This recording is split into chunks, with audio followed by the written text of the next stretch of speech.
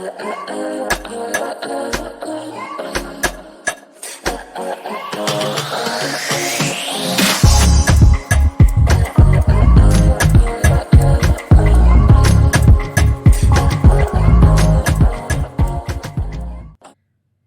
everybody, it's the show here again, back for part 2 on that last video about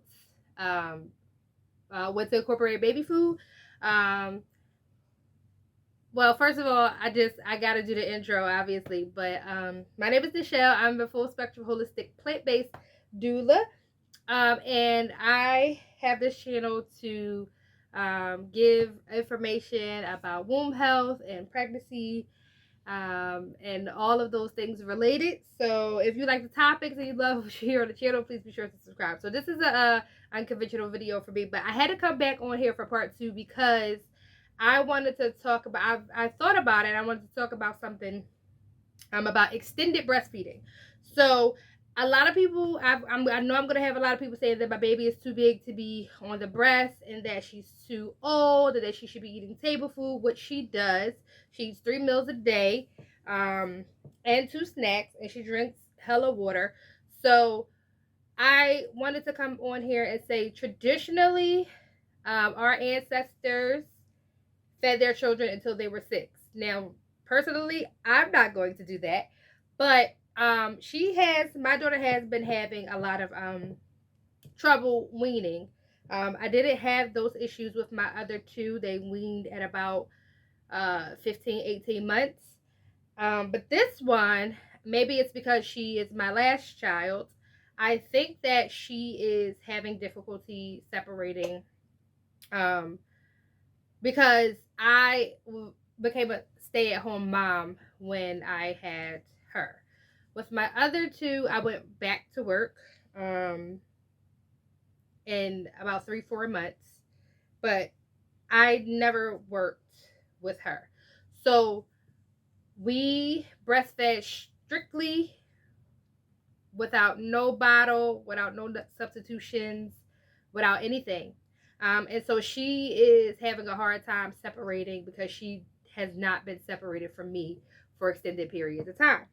So we are working on it. We only do night feedings and maybe sometime at midday, just depending on her mood. Hey, no sleeping right now. It's not time for sleeping.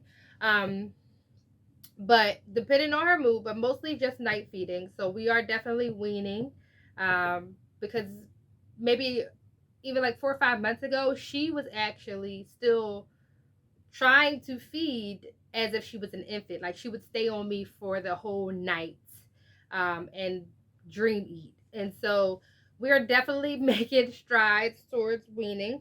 But she's just having a little difficulty, and I understand that. And if I put myself in her shoes, it would be like, I would feel the same way. So I'm just trying to have patience. Some days are a little bit more difficult than others, but for the most part, it's just about having patience. It's about, um, you know, understanding their point of view and things like that. Don't get me wrong, I'm a woman. At the end of the day, I do feel like, I want to reclaim my body and I want my body to belong to me. But I chose to have this baby.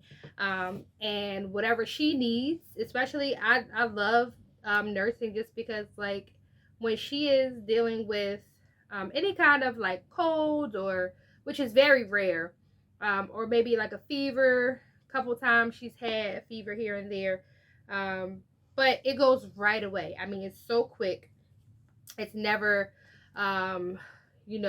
extended or terrible.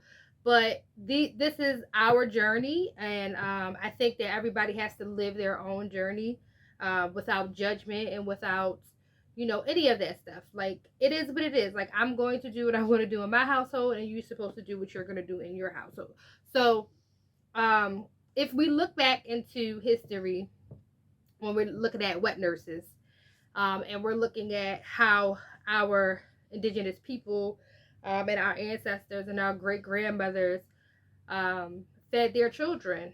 And even right now in other parts of the world, the age for weaning is 6, because at that point, a 6-year old's digestive system starts to not be able to process lactose, which is in the breast milk. So scientifically, even 6 years old is the mark where you want to really do that. We're in our process, but yes, she is 3, quite long, and she's still breastfed, and so that's our business. And like my good girl Tabitha said, but it is what it is. So I just wanted to come back really quick and do a part 2 on extended breastfeeding and why we chose and why, in the history behind it. And that's pretty much it. So I'm going to get out of here because obviously she's falling asleep and it is only 5 o'clock. So, yes, thank you so much. If you have any questions, please reach out to us at bearth.uhura@gmail.com. Don't forget to subscribe, like, comment, do whatever you need to do. If you like whatever information you need, please reach out. If you have idea for a video that you would like me to talk about that I haven't talked about, please let me know. And again, peace and pregnancy, Dust.